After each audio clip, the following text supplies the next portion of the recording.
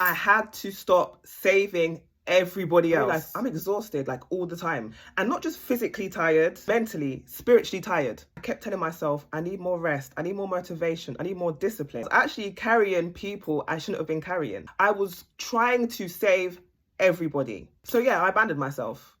And then I started feeling resentful for nobody coming to help me the way I was coming to help them. My personality trait was being the strong one. A lot of women have become the strong one without even realizing and without even wanting that particular role. You're the one person that everybody calls during a crisis, even when nobody comforts you. People start expecting you to always be available, to always be understanding. Eventually, you stop asking yourself, how do I feel? You're so busy managing everybody else's problems, everybody else's issues. Trying to save everybody can quietly destroy you. You're so busy helping everybody else, your body gets ignored, your emotions get ignored, your dreams get put on pause. You become so focused on being needed that you forget that you actually deserve care too. And I didn't even realize what burnout was until I became burnt out. I thought I was lazy, unmotivated, but deep down, I was emotionally drained from trying to carry everybody else. And the hardest thing for me to accept is that some people don't want to be saved. They just want to vent. Some people just want access to your empathy, your light, your peace. But they don't want to change. They're not interested in changing. They're just not interested. It was really painful for me to realize that I've poured so much time and energy into people who are happy being where they are. And when you have a caring heart, you naturally want to help people heal because you've been through so much yourself. You've come out on the other side and you're like, no, people need help. Healing someone isn't the same as sacrificing yourself. Crying for no reason. I gained weight. I just felt like no joy in my hobbies, my interests, and I was constantly overwhelmed, so overstimulated, mentally exhausted. And I realized I spent so much time being there for everybody else, picking up that phone call and being on the phone for 3-4 hours, listening to the same thing again and again and again. But I wasn't really there for myself. I started to slowly pull back my energy and choose me. I stopped over explaining. If someone said, why would you wear that? If someone said to me, oh, why did you put gold in your hair? Because I wanted to. Before, I would say, if someone says, oh, why did you put gold in your hair? I'll say, oh, I saw this girl with it and I really liked it. And this is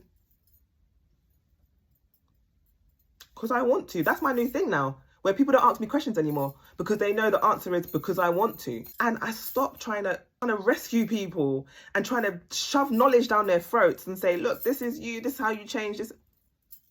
I accept people for who they are. I love people for who they are.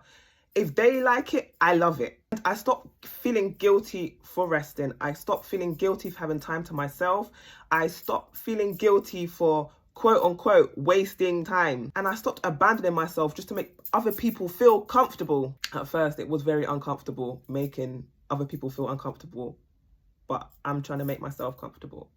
And there's one thing I realized along the way was somebody needs to feel comfortable and somebody needs to feel uncomfortable in a situation. Who's that going to be? And a lot of the time, I absorbed that uncomfortability whilst they were comfortable.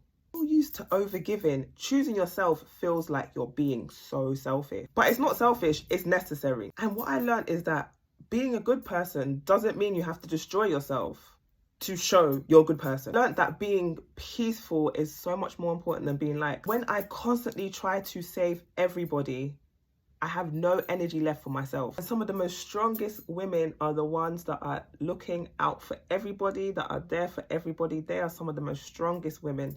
And the bravest is the women that choose themselves, are the ones that are still good people, still kind people, but have boundaries around everything in their life, especially trying to help people. If you've been exhausted lately, if you've been feeling emotionally heavy, or if you feel like everybody depends on you, but nobody actually sees you for you, they just see you for what you can do for them. This is your reminder. You are allowed to drop the heavy bags. You are allowed to stop the crushing. You're allowed to just choose you. You are allowed to rest. You are allowed to have boundaries. And you are allowed to choose yourself without feeling guilty. Because the moment I stopped trying to save people was the moment I started saving myself. Oh my God, that is The moment I stopped trying to save people was the moment I started saving myself. Oh, Jesus, hallelujah.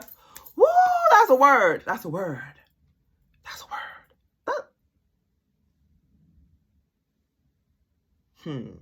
That is a word. Like, you can't even lie to me. The moment I stopped trying to save other people was the moment I saved myself. Jesus, hallelujah. Woo! I'm not even joking. That hit me. That hit me. You know, sometimes some of these words that I say, I'm just like, did I really say that? If this video resonated with you, please let me know if you're in the mode of choosing yourself, or if you're at that self-awareness where you're realizing, hold on, everybody's relying on me, nobody checks on me, I'm sacrificing myself, and I feel resentful. Make sure you subscribe for more healing videos. Make sure you check the description. I'm opening up a Substack, a community of like-minded women who are going to be healing together. It's all about choosing us. So choose you today, tomorrow, and forever. For my next video, see you later. Bye.